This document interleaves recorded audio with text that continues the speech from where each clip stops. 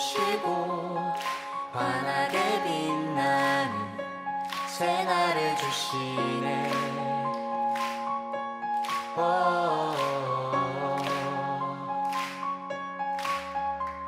평범한 하루도 우리의 목소리도 당신의 나를 누리며 살아가네.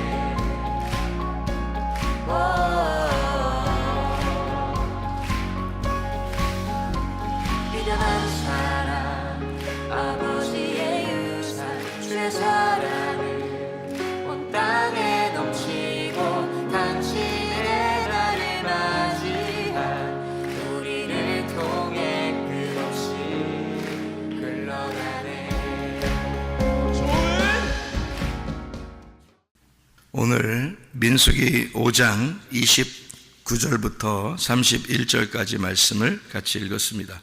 민수기 5장 29절부터 31절까지 말씀. 이 말씀은 민수기 5장을 이렇게 쭉 읽어보면 말이에요.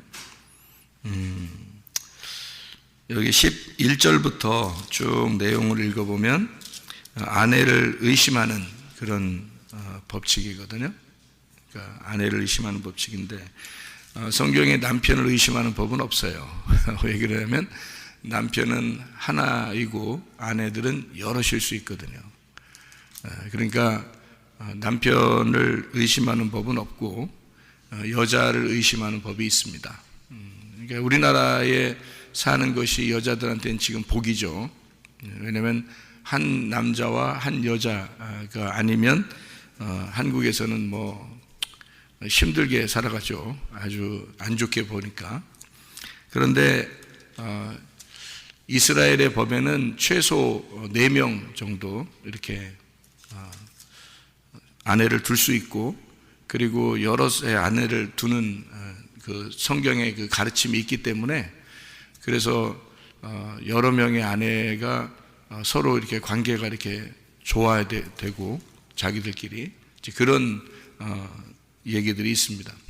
그런데 이제 여러 명의 아내가 있다 보니까 이 여자들이 혹시 의심나는 게 혹시 있다, 남편이 생각할 때, 그러면 그 여자를 데려다가 이제 의심의 법에 집어넣는 겁니다. 그래서 만약에 의심하는 것이 진짜 의심하는 것이 맞았다, 그러면 이제 죽는 거예요. 남편은 죽질 않아요. 남편은 뭐 상관없어요. 처녀만 데려다가 결혼하면 괜찮은 거예요. 그러니까 유부녀와 간통하는 것만 빼놓고는 처녀만 데려다 결혼하면 뭐 몇 명을 데려다 결혼해도 상관없는 거죠. 여자들은 이런 구약의 법칙으로 보면은 여자분들은 불행하죠. 그런데 그건 어떤 의미가 있었어요. 무슨 의미가 있었냐면 우리 이 세상에 있는 모든 사람들을 주님께서는 신부로 맞아들이기를 원하시고, 정결한 처녀들을 이렇게 신부로 맞아들인다는 그 의미로 성경을 쓴 것이었으니까 사실은 한 남자와 한 여자가 만나는 게 맞아요. 왜 그러냐면 처음부터 아담과 하와를 한 남자와 한 여자로 이렇게 살게 했거든요. 그것이 원래 하나님의 그 창조고 창조의 질서입니다. 한 명도 힘든데 2명, 3명 어떻게 힘들게 사느냐, 그런 얘기죠. 근데 원래는 하나예요. 그게 성경의 법칙이니까. 그런데 이제 세월이 지나다 보니까 여러 명의 이제 부인을 얻게 되고 남자들이 그것을 성경에서는 용납을 하게 된 거죠. 그것을. 그런데 그것이 옳다라는 얘기보다도 한 남자와 한 여자의 결혼, 그건 이제 하나님의 법칙인데, 그게 이 한 여자와 한 남자가 한 여자를 둔다는 그 한 여자를 여러 명의 여자라 할지라도 그것이 한 남자에게 속한 한 여자다라고 본 거죠. 그러니까 우리 모두 다 예수님의 신부가 되는데 그게 한 여자라는 거죠. 그걸 뭐라고 표현하냐면 단체적인 신부, 그걸 교회라 그렇게 말하는 겁니다. 그러니까 하나인데, 교회라는 신부 하나인데 여러 명이 있는 거예요. 그러니까 솔로몬이 한 남자인데, 신랑인데 여러 명의 부인이 있는 거예요. 근데 그게 다 하나의 교회를 얘기하는 거죠. 그런 설명이지, 또 야곱도 4명의 부인이 있었죠. 근데 2명은 진짜 부인이고 2명은 이제 종이에요. 근데 이 4명을 다 같이 부인이라고 이렇게 여깁니다. 성경에서는요. 야곱이 나중에 이스라엘이 되기 때문에 그 4명의 부인을 통해서 12명의 아들이 나와서 완전한 하나님 나라를 이루었기 때문에 그 사람들은 4명을 얻어도 된다. 그렇게 법으로는 되어 있다는 거죠. 그럼에도 불구하고 요즘에 이제 현대 문화에 많이 이제 속한 사람들이 이제 한 명의 남편과 한 명의 아내를 두어서 그렇게 이스라엘 사람들도 많이 그렇게 살아가고 있습니다. 지금은요. 어쨌든 이 성경은 의미적으로 보면 한 여자와 한 남자가 맞고요. 그게 성경적으로 내용적으로도 맞고 하나님이 원래 창조한 질서도 맞고요.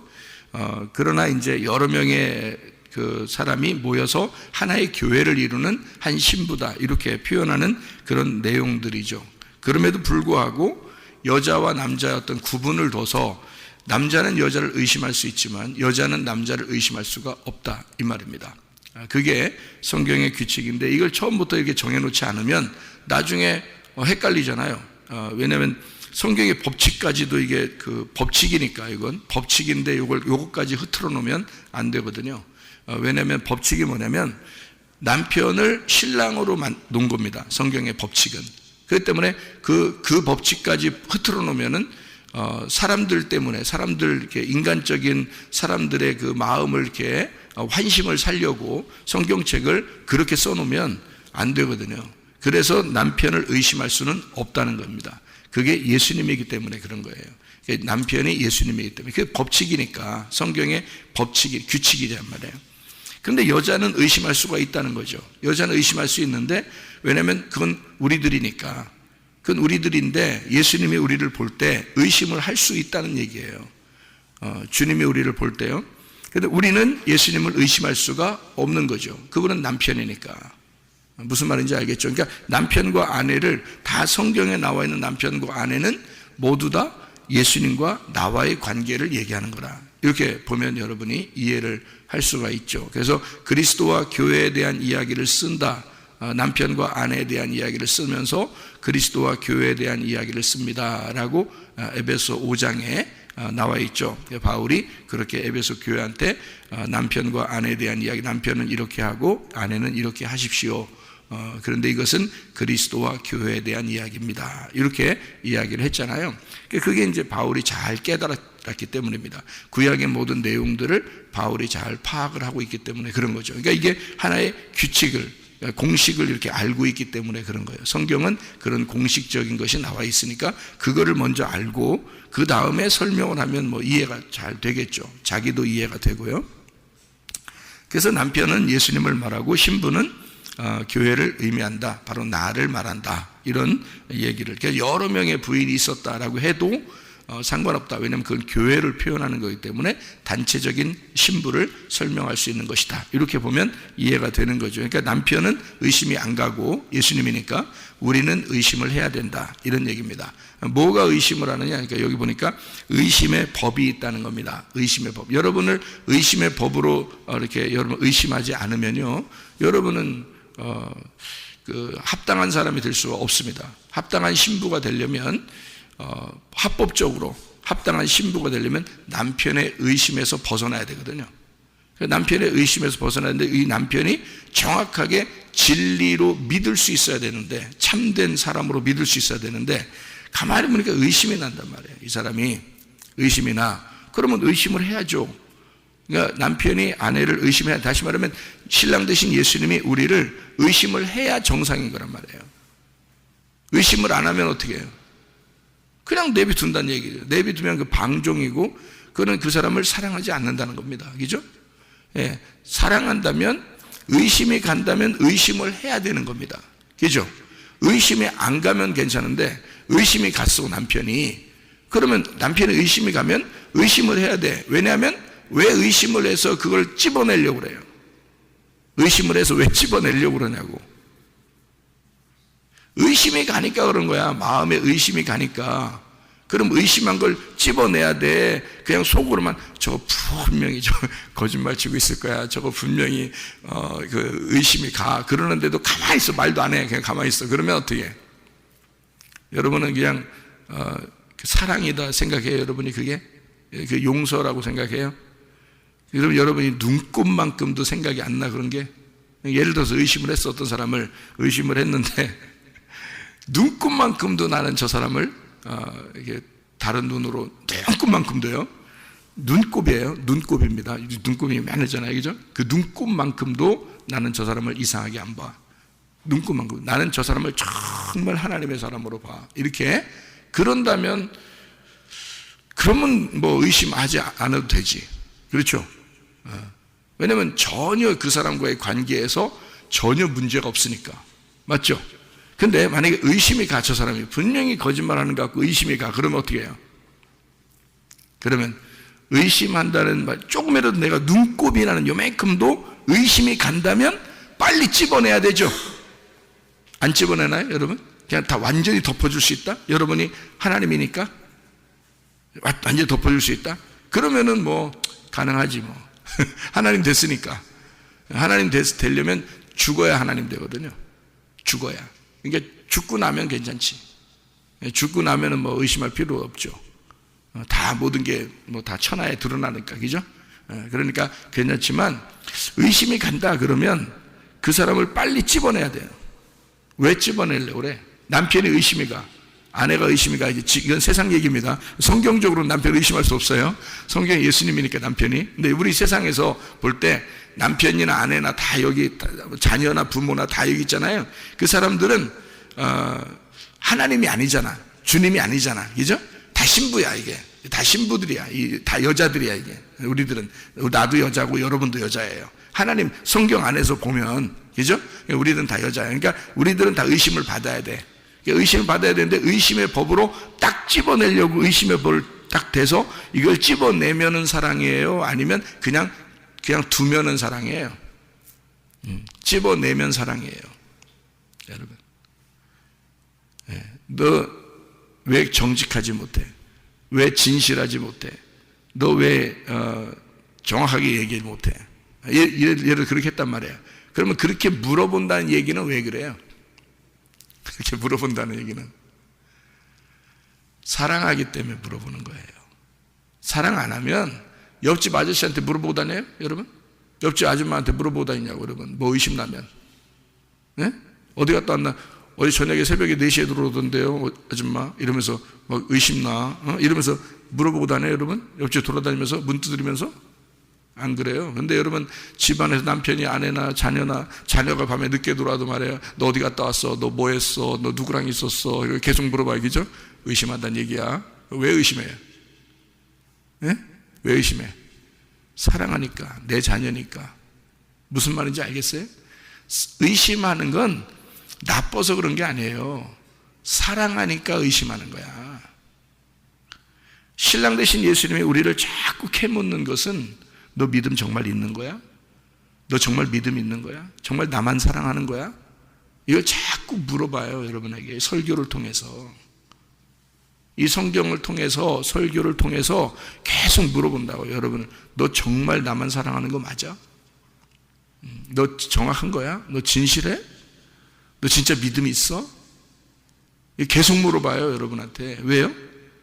사랑하니까. 그래서 자녀가 밖에 나가서 늦게 들어왔는데 얘기를 슬슬 감춰. 뭐 했는지 슬슬 감춰. 아이, 뭐, 말하지 않았겠어. 아이, 뭐, 물어보지 마. 뭐 이러면서 그러잖아요. 부모가 어떻게 해요? 알았어. 네 맘대로 살아, 인생. 이렇게 해요? 아니면은 밤새더라도 물어봐요. 밤새. 다음날 잠도 못 자고 학교 가.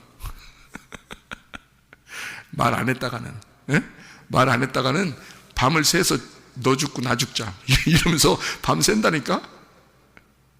남편이 어떻게 해요? 나갔다 들어왔는데 새벽 2시에 들어왔어. 근데 말을 안 해. 응? 어디 갔다 왔는지 물어보는데 말이야. 어디 갔다 왔어요? 물어보지 마. 아, 그래요? 저는 뭐 안 물어볼게요. 그러면서 잡시다 우리. 이렇게 해요?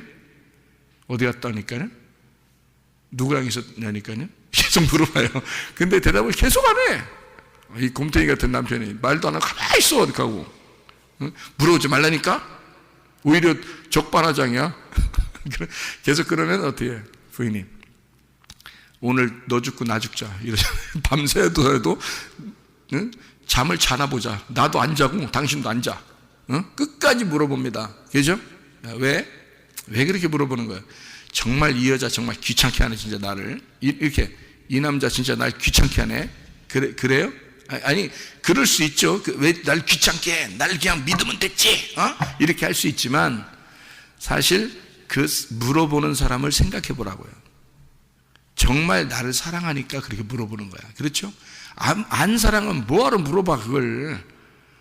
와서 차 아무데나 사서 거실에서 자든지 그냥 소파에 자든지 저 저축방 가서 자든지 네 맘대로요. 나도 그냥 피곤해 죽겠다. 난 그냥 참 잘 온다. 너 그렇게 갔다 와도 난 참 잘 온다. 이렇게 하면 그게 사랑이냐고. 안 그렇죠?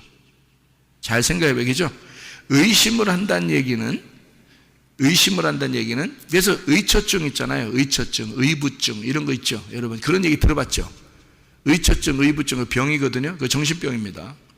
그거 고칠 수 있습니다. 그거요. 어떻게 하면 고치는 줄 알아요? 같이 다니면서 자기를 자꾸 알려주면 돼요. 자기의 그 정확한 그 진실함을 자꾸 알려주잖아요. 그러면 이 사람이 원래 의심의 병이 생긴 건 어릴 때부터 있어서 뭔가 정신적으로 잘못돼서 생긴 건데요. 그래서 의심을 하게 되는 거예요. 자기 아버지와 어머니의 그 사이에서 관계에서 의심나는 것들이 너무너무 많았고 힘든 것들이 너무 많았어요. 근데 이런 것들이 이제 정신적인 병이 생겨서 생긴 게 의처증, 의부증이거든요.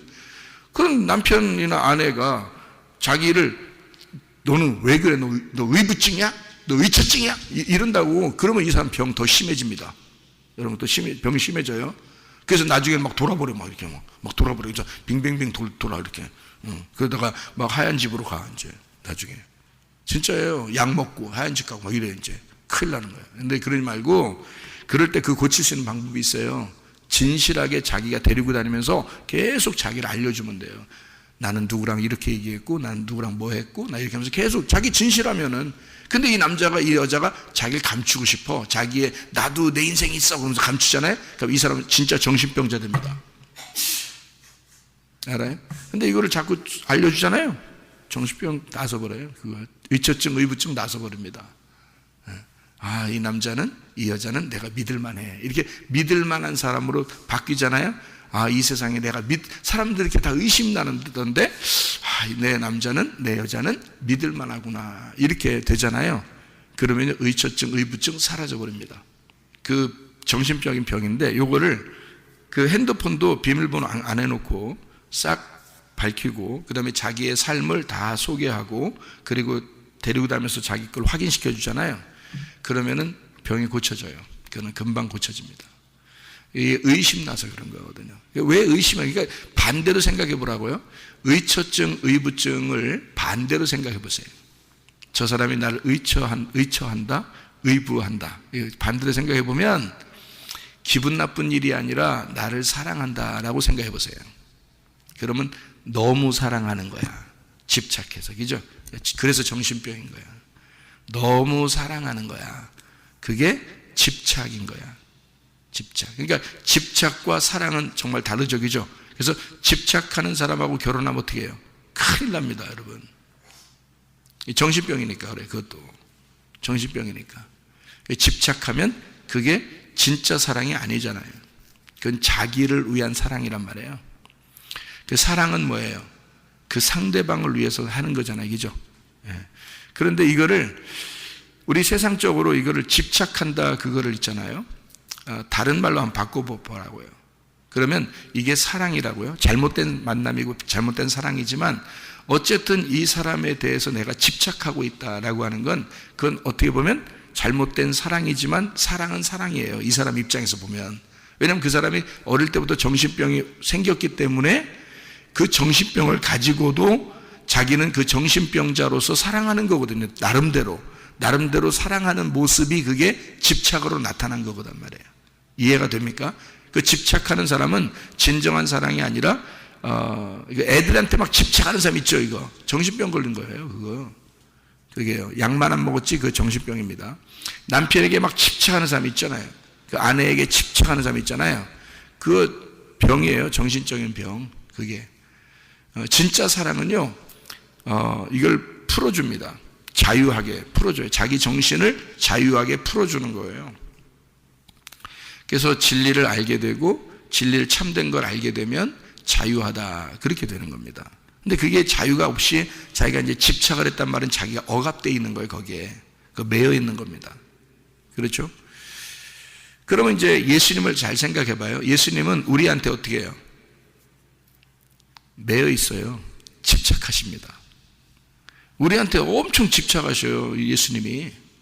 하나님이 우리한테 너무 집착해요. 왜냐하면 자기 목숨을 바쳐서 사랑했기 때문에 어쨌든 자기의 나라로 데리고 가야 되거든요. 자기의 품 안에 품고 자기가 데리고 가야 돼. 그리고 자기가 우리 안에 들어오고 싶고 우리를 자기 안에 들여보내고 같이 있고 싶은 거예요. 계속. 너무 집착을 하는 거예요. 그래서 물론 이제 예수님은 잘못된 만남이나 잘못된 사랑이 아니에요. 왜냐하면 그런 집착은 예수님이 그런 너무 사랑해서 일방적으로 우리가 하나도 사랑하지 않는데도, 우리가 막 맨날 죄만 짓는데도 예수님이 오셔가지고 죽으셨잖아요. 자기가 이미 죽은 사랑을 하기 때문에, 그래서 이건 집착도 진짜 집착, 그러니까 사랑의 집착인 거지. 이건 진짜 사랑의 집착인 거지. 완전한 사랑이라 그래요. 그래서 죽음만이 완전한 사랑이에요. 죽음만이. 그래서 자기가 완전히 죽었어요. 내가 없는 또 다른 나의 사랑이에요. 그게 이제 그건 집착을 해도 돼요. 근데 내가 살아있는데 집착하면 내가 살아있기 때문에 나를 위한 집착의 사랑이니까 이건 저 사람을 죽여버리려고 하는 거예요. 죽어요, 그거. 그런 사람 만나면 죽습니다. 그래서 의처증 잘못 만나면 죽습니다. 사람이요. 막 미쳐버려. 자기도 미쳐버려요.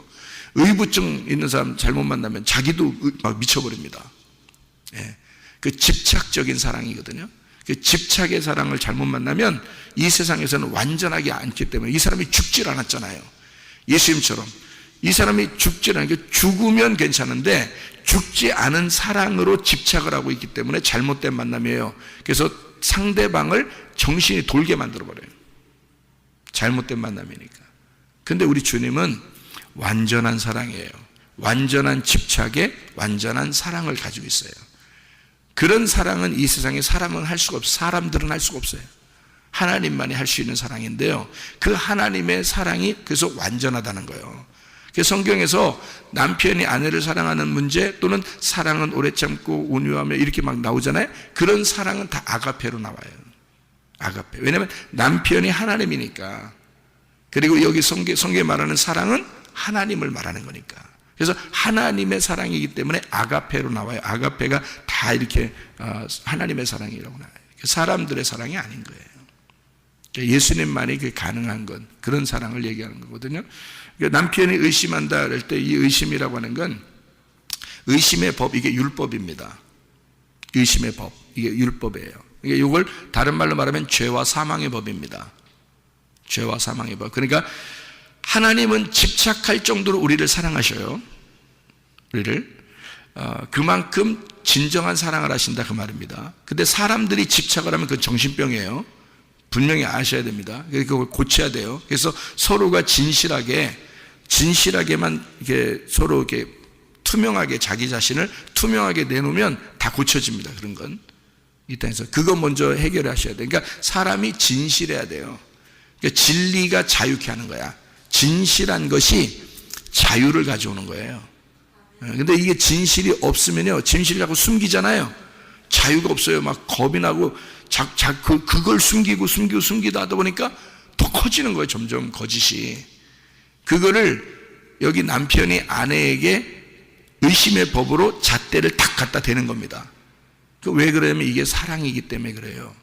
성경의 사랑. 왜냐면 성경의 사랑은 네가 진짜 믿음이 있느냐, 네가 진실하냐, 너 거짓 아니냐, 요거를 까발려주는 겁니다. 이걸 탁 드러내서 껍질을 팍 까줘요. 그러면 그게 사랑이에요. 그걸 그냥 덮어주면요, 계속 거짓이 되고 거짓이 더 커져요. 믿음이 없는 게 그냥 없는데 그냥 아유 믿음 있는 것처럼 덮어버려 이렇게 그냥.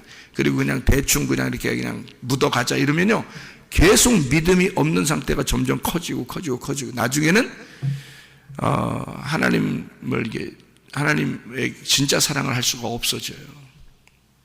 하나님과의 관계가 끊어집니다. 그래서 이걸 빨리 까발려줘야 돼요. 이거를 그래서 껍질을 팍 까주는 거 이게 진짜 사랑이에요. 의심의 법이란 말이에요. 이게 죄와 사망의 법. 로마서의 7장에 보면 죄와 사망의 법이 나오거든요. 죄의 법, 죄와 사망의 법. 로마서 8장 1절 2절에 죄와 사망의 법에서 우리를 해방했다. 그리고 죄와 사망의 법이 있지만 거기서부터 우리를 해방해서 생명의 성령의 법으로 옮겼다 그러잖아요. 이게 바울이 하는 얘기인데 이 바울이 자기도 육신 안에서는 육체 안에서는 죄의 법을 따른다 그렇게 말을 해요. 그 죄의 법이 왜 그러면 육신의 법, 육신에 있어서는 죄의 법이 자기를 올가매는 겁니다. 그게 의심의 법이에요. 여기 남편이 아내를 의심하는 게 그게 율법이고 그게 죄의 법이고 그게 자기를 올가매. 왜? 이 사람이 육체로 살고 있으니까 육체로 사는 것을 네가 육체로 살았는지 믿음으로 살았는지를 정확하게 껍질을 벗기는 겁니다.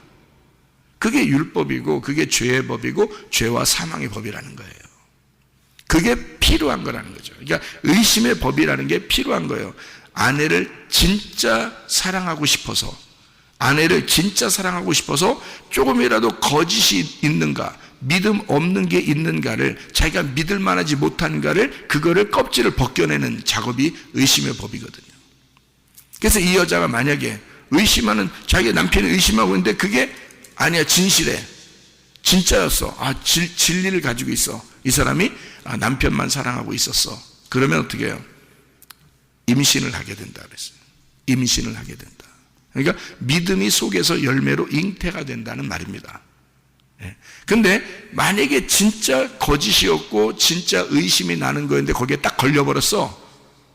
그 죽도록 하나님이 허락한다는 거예요. 그 말은 무슨 말이에요? 잉태가 되지 못하도록 한다는 거죠. 그러니까 믿음의 열매가 맺히지 못하도록 만든다는 거죠.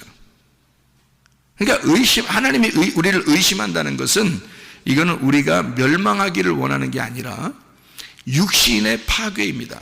너희들의 육신을 파괴시키고 영을 진짜 살리고 싶어서 그런 거예요. 육신을 파괴하고 진짜 영을 살려서 정결한 처녀, 정결한 신부를 만들고 싶어서 그런 겁니다. 내가 의심하고 있는 것까지도 네가 진실하냐? 그러면 그 진실한 것이 드러나게 되면 정결한 신부가 되잖아요. 그러니까 우리를 계속해서 율법의 말씀 잣대로 계속 되는 겁니다. 너 믿음으로 진실하냐? 너 믿음으로 진실하냐? 그래서 그게 도저히 우리 자신들로서는 그러니까 이 죄와 사망의 법에서 구원받을 수가 없어요. 우리 자신으로서는. 그래서 예수님이 오셔가지고 나는 오직 당신만 사랑합니다. 이런 고백이 나와야 되죠. 예수 그리스도 당신만 나는 사랑합니다. 당신이 오지 않았으면 나는 도저히 살아갈 수 없는 사람입니다. 그래서 나는 당신만 의지하고 삽니다. 이게 딱 드러나잖아요. 그게 믿음이란 말이에요. 그러니까 우리는 우리 자신들의 힘으로는 천국 못 가니까 우리는 어차피 다 죄인이니까 근데 신부로 맞아들였어요. 그러면 주님께서 우리를 갖다 잣대로 율법의 잣대로 계속 재는 것은 뭐냐면 자기에게서 벗어나지 말라는 거죠. 하나도 자기에게서 벗어나지 말라는 거죠. 계속 의심을 한다는 얘기는 집착할 정도로 주님이 우리를 사랑한다는 얘기입니다. 그러니까 내게서 벗어나지 말라 이거예요. 자기에게서 벗어나지 말라. 근데 벗어나는 것이 의심하는 게 딱 맞아버리면 그 사람 죽는 거고 만약에 벗어나지 말라고 계속 이렇게 붙들고 있는데 이 사람이 진짜 자기를 사랑하잖아요. 신랑을 사랑하잖아요. 주님만 사랑하잖아요. 그러면 아이를 임신하게 돼요. 이 주님 신랑의 아이를 임신하게 된단 말이에요. 그게 이 의심의 법칙입니다. 민수기 5장의 의심의 법칙. 그러니까 이거는 의심의 법칙인데 다른 말로 말하면 사랑의 법칙인 거지. 그러니까 예수님의 입장에서 보면 사랑의 법칙인 거고 성경 여기 글씨로 봐서는 의심의 법칙이죠. 그러죠? 이 두 개가, 그러니까 십계명을 율법으로 보면은 의심의 법이고요, 십계명을 사랑의 법으로 보면 은혜의 법이란 말이에요. 언약이란 말이에요. 그러니까 하나님이 니네가 지켜야 된다, 그래야 천국 온다, 그게 아니라 내가 네 대신 다 지켜줄 테니까 나만 의지하고 따라와라, 이렇게 되는 언약을 하는 거죠. 언약. 이 십계명을 내가 하나님의 아들이 지켜줄 테니까 그것 때문에 너희들을 위하여 이 율법의 말씀을 안에서 하나님의 아들이 와서 죽어 주심으로써 그 아들을 믿고 와라는 거죠. 너희들이 이것은 그러니까 율법으로 내가 지켜보려고 그러면 율법인 거고 의심의 법인 거고 이게 죄의 법인 거고, 예수님 하나님의 아들의 법으로 보면 언약이 되는 거란 말이에요. 결혼 서약, 주님과 내가 결혼한 약속, 그 약속이 되는 거예요, 십계명이. 그러니까 십계명을 율법으로 보느냐 언약으로 보느냐 하는 것입니다. 차이가요. 그러니까 이 말씀을 의심의 법으로 보면 율법이 돼서 나를 의심하게 되는 거고, 그리고 나를 이렇게 심판하는 것이고요. 이 말씀을 사랑의 법으로, 생명의 법으로 보면 우리를 살리는 법이다. 하나님의 말씀이 우리를 살리는 책이 된다, 이런 얘기죠. 그러니까 이 의심의 법이라고 해서 여기서 의심의 법이 이렇게 나오니까 이건 뭐 왜 이런 말을 써놨어, 이거 뭐 너무 여자들한테 혹독한 거 아니야, 뭐 이렇게 생각할 수 있겠지만 아니죠. 반대로 보면 하나님의 그 사랑의 법이란 말이죠. 그래서 이걸 하나님의 사랑, 너무 우리를 사랑하기 때문에 이런 법을 만들어놨구나 라고 이렇게 보면 이게 사랑으로 바뀌죠. 그러니까 율법이 은혜로 바뀌는 겁니다. 그러니까 계명이 언약으로 바뀌는 거고, 우리의 어떤 그 억압된 종의 입장에서의 그 섬김, 하나님을 섬기려고 하는 그런 마음에서 결혼 서약이 돼가지고 우리가 남편과 아내를 서로가 사랑하기 때문에 섬기는 그런 거로 바뀌어버리는 거죠. 이런 게 믿음이라 그러는 거예요. 그러니까 우리 자신들이 열심히 하다 보면 나중에 어떻게 지치고 쓰러집니다. 그런데 주님의 언약으로 보면요, 사랑해서 주님은 우리를 어쨌든 끝까지 사랑했으니까, 죽을 때까지 사랑했으니까 이건 변함이 없는 거죠. 어차피 우리가 죽을 때까지 가도 그분의 사랑은 변함이 없는 거예요. 이미 죽었잖아요. 그분이 나를 위해서 죽으셨고 사랑했기 때문에 그 사랑은 변함이 없어요. 내가 문제인데, 내가 그 사랑에 변함이 없는 그 나를 사랑하시는 것만 깨달으면요, 나를 정말, 나 신랑이 나를 정말 사랑하는구나, 내 아내가 날 정말 사랑하는, 이걸 깨달으면 왜 여기서도 어떻게 해요? 그게 기쁨으로 섬기잖아요. 기쁨으로. 그러니까 그 기쁘단 말이에요. 그러니까 사랑하기 때문에 뭐래도 하나라도 만들어주고 싶고, 사랑하기 때문에 뭐래도 주고 싶고 뭐 이런 게 있을 거 아니에요. 그게 언약, 결혼 서약이란 말이에요. 결혼 언약. 그러니까 이 말씀이 율법으로 보면 너무 힘든 거지만, 그래서 우리가 믿음을 힘들게 갖는 사람들이 많다고. 믿음을, 이거는 언약이라고요. 결혼 서약이란 말씀이란 말이에요. 그러니까 의심의 법으로 보면 무서운 얘기죠. 이게 율법 잘못 마시면 그냥 쏘고 죽어요, 이거. 그런데 이거를 반대로 생각하면 나를 너무 사랑하시는 주님이 나의 진실함을 위하여 나를 껍질을 벗겨내는 것이다. 이렇게 보면 이게 사랑의 서약으로 보는 거죠. 사랑의 법이다. 의심의 법이 사랑의 법으로 바뀌는 거죠. 이걸 이제 일부러 이런 식으로 써놓은 거예요. 그래서 우리를 고린도후서 11장 2절 말씀 하나 보고 마칠게요. 고린도후서 11장 2절 말씀 보면 이렇게 되어 있습니다. 내가 하나님의 열심으로 너희를 위하여 열심을 내노니 내가 너희를 정결한 처녀로 한 남편인 그리스도께 드리려고 중매함이로다. 이렇게 되어 있습니다. 그리스도에게 한 정결한 처녀로 한 남편인 그리스도에게 드리려고 중매한다. 그랬습니다. 그러니까 뭐를 얘기하려고 하는 거냐면, 오직 그리스도라는 한 영에게, 한 말씀에게 너희를 정결한 처녀로 신부를 만들어 버리겠다는 얘기입니다. 그죠? 그런데 그러면 이제 정결한 처녀가 안 되는 건 어떻게 되는 거예요? 다른 말씀을 따라가고 있다는 얘기예요. 다른 말씀을 따라간다. 다른 믿음을 가지고 있다. 그러니까 정결한 그리스도에게, 내가 그리스도만, 오직 그 순수한 그 믿음, 그 영에게 따라가면, 그 말씀을, 순수한 말씀을 따라가면 이게 정결한 처녀가 되거든요. 그런데 다른 영을 따라가고 다른 말씀을 따라간다 그러면 부정한 여자가 되는 거죠. 그러면 신부가 될 수가 없는 거예요. 음녀가 되는 것입니다. 그러니까 결국에 보면 요한계시록에도 음녀를 파괴시키려고 요한계시록이 있는 거예요. 음녀를 파괴시키려고. 그래서 음녀를 파괴시키고 다 갈기갈기 찢어놓고 그 다음에 바로 요한계시록 19장에 혼인잔치가 나오는 거예요.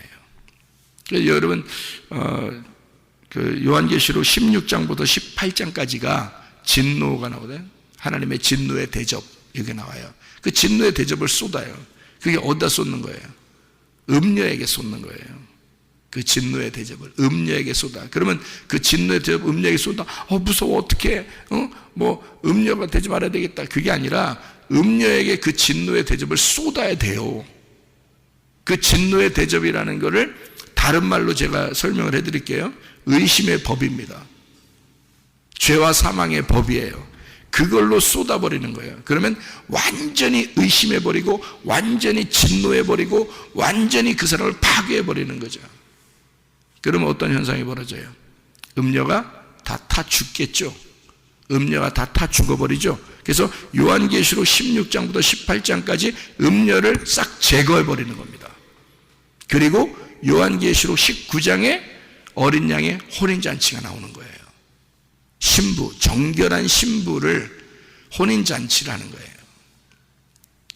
왜 이렇게 이어졌는지 알겠죠? 요한계시록이요. 그래서 바울 사도가 이 얘기를 하는 거예요. 정결한 처녀로 음녀가 되지 않고 오직 신랑만 바라보는 사람, 그 사람을 만들어서 중매하고 싶다는 겁니다. 둘이 화해하게 하고 싶다는 거예요. 그게 이제 하나님 말씀. 그러니까 우리가 음녀가 되는 것은 왜 음녀가 되는가? 다른 남자를 원하기 때문에 그렇습니다. 그게 음녀예요. 한 남자만 원하면 되는데 한 남자 그리스도만 우리가 바라보면 되는데 다른 남자를 자꾸 보는 거예요. 그러니까 음녀라 그러지. 그러면 그런 그 마음을 가진 그거를 다 진노해서 파괴시키면 어떻게 되는 거예요? 신부가 정결한 신부가 되겠죠. 싹 껍질 벗겨버리면 그죠? 그러면 이제 예수님만 바라보겠죠. 신랑 대신 예수님만. 그렇게 하는 행동이 그렇게 진노하시는 게 여러분은 너무 무서워. 요한계시록 진노 막 이렇게 나오잖아요. 그런데 반대로 생각해 보라요. 하나님의 사랑이란 말이에요. 하나님의 열심이란 말이죠. 하나님이 열심히 너를 껍질 벗겨주겠다는 얘기야. 하나님이 열심히 너를 태워 죽이겠다는 얘기야. 하나님이 너를 열심히 의심하겠다는 얘기야. 무슨 말이죠? 의심의 법. 하나님이 너를 열심히 율법으로 너를 파괴시키겠다는 얘기야. 하나님이 열심으로 너를 사랑하겠다. 그래서 진노하겠다는 거야. 너를 껍질 다 벗겨질 때까지. 그래서 설교를 듣다 보면 여러분의 진짜 믿음이 어디 있는지, 진짜 믿음이 뭔지, 가짜 믿음이, 내가 가짜 믿음 가지고 있는지 진짜 믿음 가지고 있는지 다 벗겨지잖아요. 자꾸 벗겨진다고. 우리 교회 오면 말씀 듣다 보면 그렇게 된다고요. 여러분 벗겨내. 진짜 믿음이 아니고 다 가짜 믿음 가지고 앉아 있으니까. 그러니까 이거 껍질 다 벗겨내야 되거든. 그게 뭐냐면 의심의 법이란 말이에요. 그게 죄와 사망의 법이라. 그래서 죄와 사망으로 여러분을 정죄해 버린다고요. 내가 이게 잘못되었구나. 내가 이 잘못된 믿음을 가지고 있었구나. 내가 음녀였구나. 이거를 깨닫게 된다고요. 그래서 여러분의 껍질을 벗겨서 진짜 알곡으로. 그래서요, 좋은 밭에 보화를 숨겨놓고요, 하나님이. 그리고 모든 소유를 다 팔아서 밭을 살 때까지, 모든 소유를 다 팔아서 밭을 살 때까지 그 보화는 자기 게 아닌 거야. 알아요? 집에 가서 다 자기 소유를 다 팔아버리고 그리고 와서 밭을 사야, 그 마음의 밭을 사야 그 마음 안에 하늘 보화가 있다는 것을 발견하게 되는 거지. 마태복음 19장의 21절에 부자 율법사 그 청년에게 뭐라고 그러냐면, 네가 네 소유 다 팔아 다른 사람에게 나눠주고 다시 와라. 그러면 하늘에서 네 보화가 있을 것이다.